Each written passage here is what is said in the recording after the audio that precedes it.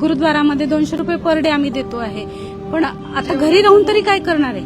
घरी तरी पगार तर तिथे घरी राहून पण नाहीये, इथे राहून पण नाही. इथे निदान काहीतरी आउटपुट येईल या आशेने आम्ही 60 दिवसापासून ठाण मांडून बसलेलो आहे. मी तिला सांगत असते, ज्या दिवशी परमनंट होईल, पहिला पगार हातात घेईल ना, तेव्हा तुझ्या ज्या इच्छा आहेत ना त्या सगळ्या मी पूर्ण करेल, हे मी तिला सांगितलेलं आहे. आणि ती त्या एका आशेवरती रोज मला निघताना बाय करत असते. आम्ही 6-7 दिवस स्टेशनला राहिलो सीएसटीला. संध्याकाळी अंधारातच पहाट व्हायच्या आधी चेंज करायचो आणि तिथल्या वॉशरूम मध्ये फ्रेश होऊन इथे येऊन बसायचो. कारण एवढ्याशा पगारात 2-2 महिने आंदोलन मुंबई सारख्या ठिकाणी करणं शक्य नाही ना. तुम्ही कुठून आलात? मी बार्शी, सोलापूर जिल्हा. बार्शीमधून. हो. काय तुमचं काम? मी विषय साधन व्यक्ती म्हणून काम करते. शिक्षण विभागाची जवळपास सर्वच कामं समग्र शिक्षणाचे कर्मचारी करतात. शिक्षकांना ट्रेनिंग देणं, शाळेंची गुणवत्ता वाढवण्यासाठी प्रयत्न करणं, जी शाळेची माहिती शासनाला पाहिजे आहे ती सगळी माहिती आमच्या मार्फत आम्ही शासनाला पुरवतो. जवळजवळ सर्वच तालुक्यामध्ये समग्रचेच कर्मचारी ही सगळी कामं करतात. पुस्तक वाटप, सगळ्या योजना राबवणं, हे सगळीच कामं आम्ही करतो. आता एकंदरीत या संपूर्ण म्हणजे अभियानामध्ये काम करणाऱ्या कर्मचाऱ्यांना मुळात पगार किती असतो? तसं तर आमची सुरुवात झाली होती 10,000पासून. जेव्हा आमची भरती झाली होती तेव्हा आम्हाला 10,000 पगार होती. 2002 साली. 2002 म्हणजे टप्प्याटप्प्याने भरती झाली. तर मी जेव्हा लागले तेव्हा 10,000 होती. 10,000 नंतर परत आणखीन रिव्हर्शन मध्ये घेतला आम्हाला 4,000वर. परत काही महिन्यानंतर परत 10,000वर नेलं. त्यातून 14, 20, 24, आत्ताची काय परिस्थिती? 30,000, 33,000 पगार आहे आम्हाला. 33,000 पगार. 33,000मध्ये मानधन, त्या 33,000मध्येच सर्व. म्हणजे तुम्ही फिरत्या करायला लागतात आम्हाला महिन्याला 10-12 फिरत्या तरी कंपल्सरी करावं लागतात. खेड्यापाडू जावे लागतं, फिरत्या कुठं करावं लागतं, व्हिजिट करावी लागते, शाळेची काही माहिती गोळा करावी लागते, त्याच्यासाठी आम्हाला फिरावं लागतं. त्याचं सगळं प्रवासाचा खर्च पण त्याच 10,000. त्या जिल्ह्यात तुम्हाला फिरावं लागतं की कुठे? त्या तालुक्यामध्ये फिरावं लागतं. जिल्हा कार्यालयाला माहिती पोहोचवायला पण जावं लागतं. पण ते सगळं त्या 33,000मध्येच. मग हातात काय उरतं? हातात जेवढं तर शेवटी कसं आम्हाला नोकरीची गरज होती आणि आम्ही 25 वर्ष ह्या नोकरीमध्ये घातलेली आहेत. आमच्या जो उमेदीचा काळ होता, जेव्हा आम्ही तरुण होतो, जेव्हा आम्ही काहीतरी करू शकत होतो, तेव्हा हे शासकीय नोकरी आहे म्हणून आम्ही आमच्या स्वतःच्या पहिल्या ज्या शाळेत आम्ही काम करत होतो, कारण आम्हाला सर्वांना 3 वर्षाचा अनुभव आहे आणि त्या अनुभवावर आम्हाला इकडे भरती केलं. मग आम्हाला असं वाटत होतं की शासकीय आहे म्हणून आम्ही इकडे भरती झालो आणि अशीच बघत बघत 20-25 वर्ष निघून गेली. आम्हाला वाटत होतं शासन आम्हाला सेवेत कायम करेल. आमचे छोटे बांधव केले, ते झाले, त्याचा आनंद. कसे झाले? ते अपंग विभागात म्हणजे अपंग विद्यार्थ्यांसाठी काम करणारी लोक होती. 3,105 लोक 8 ऑक्टोबर 2024ला शासन निर्णय झाला आणि ते लोक कायम झाले. त्यांच्यासाठी झालं. आम्ही पण त्याच योजनेतले कर्मचारी. त्यांच्यापूर्वी वस्ती शाळा शिक्षक कायम झाले. त्या वस्ती शाळेत शिक्षकांना तर सरपंचांनी नेमणूक दिलेली होती. आम्ही बाय प्रोसिजर आलेलो आहे. जाहिरात आली, नंतर आमची लेखी परीक्षा घेतली. लेखी परीक्षेनंतर आमचे मेरिट लिस्ट लागली. मेरिट लिस्टमधनं ठराविक ह्यांना बोलवून मुलाखत घेतली आणि मुलाखतीनंतर आमचं बिंदू नामावलीनुसार सिलेक्शन झालेलं आहे. म्हणजे जी प्रोसिजर शासकीय नोकरीला आवश्यक आहे त्या सगळ्या प्रोसिजर मधून आम्ही आलो. आता 2 महिने तुम्ही या ठिकाणी सगळ्या महिला भगिनी, पुरुष मंडळी असतील, ते सगळे आंदोलनाला बसलेत. मग तुमचा पगार चालू आहे काय? नेमकं काय चाललंय? नाही, आम्ही आता हे अभियानच संपलं 31 मार्चला संपलंय. त्याच्यामुळे आमच्या आणखीन ऑर्डर नाहीयेत. त्याच्यामुळे पगार आणि सह्या. यापुढे अभियान चालणार आहे नाही? संभ्रम आहे, त्याविषयी अजूनही संभ्रम आहे. अजून क्लिअर काही नाहीये. पुढल्या 6 महिन्याची ऑर्डर देणार आहेत म्हणतात, पण अजूनही जिल्हा स्तरावरून कुठल्याही त्या पद्धतीचं आम्हाला ऑर्डर मिळालेला नाहीये. ऑर्डर नाहीये, त्याच्यामुळे पगार सुद्धा नाहीयेत. 31 मार्च पर्यंतचे आमचे जे काय वेतन आमचे 1000 होतो त्या दिवसाप्रमाणे मिळाले. त्यानंतरचे आम्हाला कुठलंही अजून वेतन नाही. ऑर्डरच नसल्यामुळे वेतन नाही आणि पुढे मिळेल कधी याची सुद्धा अद्यापपर्यंत शाश्वती नाही. तुम्ही कुठून आला? मी अकोला जिल्हा, मूर्तिजापूर तालुका. इथे कुठे राहता?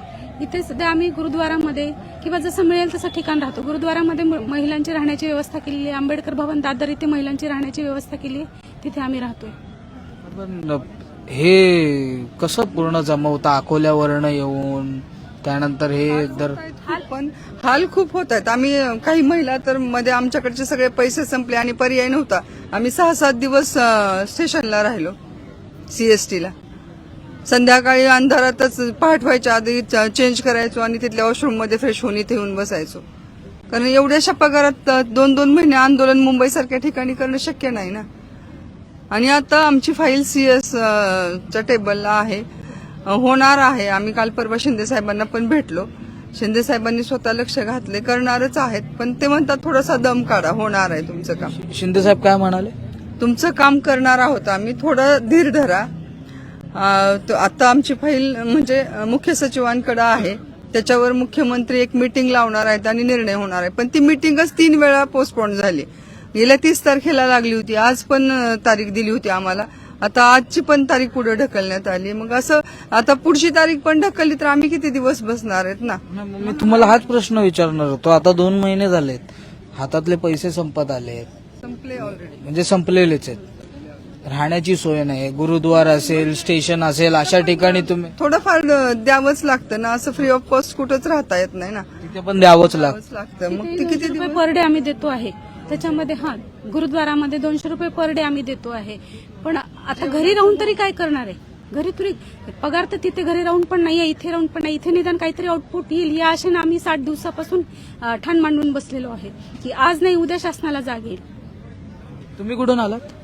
सर मी अकोला जिल्ह्यातून आले. म्हणजे जास्त अकोला जिल्ह्यातून या ठिकाणी नाही तसं नाही, आता आम्ही जवळजवळ बसलो मैत्रिणी म्हणून बघायचं. अख्ख्या महाराष्ट्रातनं गोंदिया, गडचिरोली, इकडं रत्नागिरी, इतक्या लांबून संपूर्ण महाराष्ट्र जिल्ह्यातनं आम्ही आलेलो आहोत. सर मुद्दा फक्त मानधनाचा किंवा आम्हाला कमी मिळत असलेल्या मानधनाचा नाही आहे. मुद्दा हा सुद्धा आहे की शिक्षण क्षेत्रामध्ये जिथे शिक्षणाचं किंवा दानाचं पवित्र काम केलं जातं, या शिक्षण क्षेत्रामध्ये आमचे उमेदीचे 20 ते 25 वर्ष आम्ही इथे दिलेले आहेत.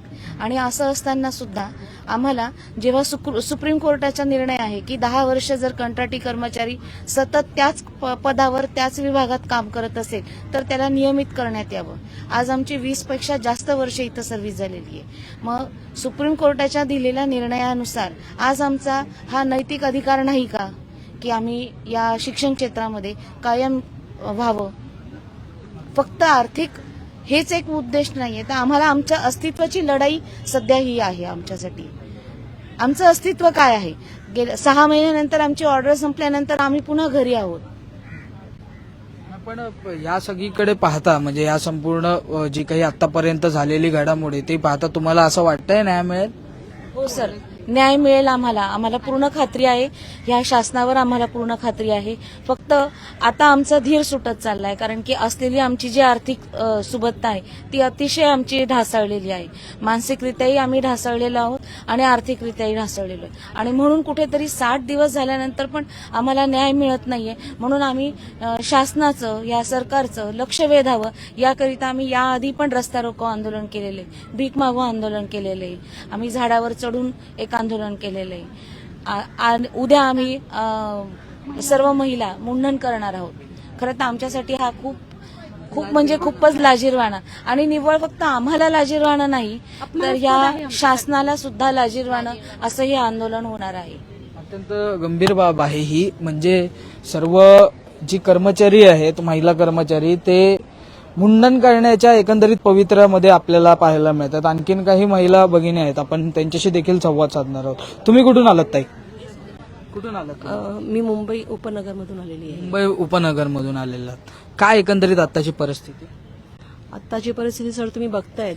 आज आमच्यातल्या पुरुषांनी सुद्धा मुंडन केलेलं आहे आणि उद्या आमच्या महिला भगिनी म्हणजे आम्ही मुंडन करण्यासाठी तयार आहोत. आणि ही परिस्थिती जी आहे ही कशामुळे ओढवलेली आहे हा सरकारने विचार केला पाहिजे. आज आमच्यातले पुरुष जे आजारी आहेत ते सुद्धा ह्या भर उन्हामध्ये बसलेले आहेत. आज ते म्हणजे आम्ही बोलू शकत नाही की आज आमची परिस्थिती काय झालेली आहे, आम्ही कुठे कमी पडतो. म्हणजे बोलताना सुद्धा सर म्हणजे आम्ही आमच्यातले जे आहेत भाऊबंद जे आहेत, आमच्यातले भाऊबंद सर जे आहेत जे परमनंट झालेले आहेत आणि तेवढंच आम्ही काम करतो. जर 10% मुलांवरती काम करणारे परमनंट होत आहेत आणि आम्ही 100% मुलांवरती काम करतो आहोत, पडेल ते काम करत आहोत. जॉब चर्चा सोडून आम्ही इतरही काम करून आम्ही आमचं जे आहे गुणवत्तेसाठी प्रयत्न करतो आहोत. आणि आणखीन आम्ही कुठे कमी पडतो आहोत. आणखी आम्ही काय करायला पाहिजे? आज 20 वर्ष झाले. 20 वर्ष म्हणजे सर कमी नाही आहेत. 20 वर्ष जर आम्ही काम करून सुद्धा आम्ही परमनंट होऊ शकत नाहीत, म्हणजे हे इथे शासनाने विचार केला पाहिजे ना. आणि आमचं जे काम आहे हे गुणवत्ता वाढीसाठी आहे. आज गुणवत्ता वाढी आता तुम्ही 2 महिने झाले तुम्ही सगळे आंदोलनाला बसलेला आहात. तुम्ही अनेकांना आशा आहे की पुढे काहीतरी होईल. जर झालंच नाही तर काय होईल? पुढचा पवित्रा काय असेल तुमचा? झालंच नाही तर आम्ही सरकारला दिलेलं आहे आम्हाला